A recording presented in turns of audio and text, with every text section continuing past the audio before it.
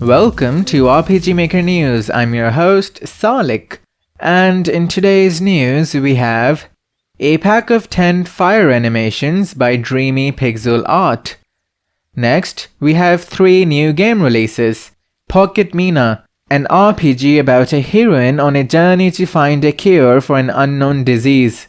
Isa, a story-focused game about a college student working desperately to finish her assessments.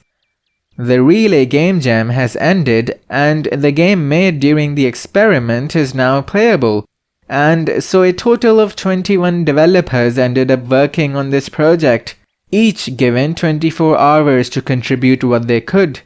Moving on, an asset pack of 200 isometric, medieval-style buildings and objects by J.P. Cummins.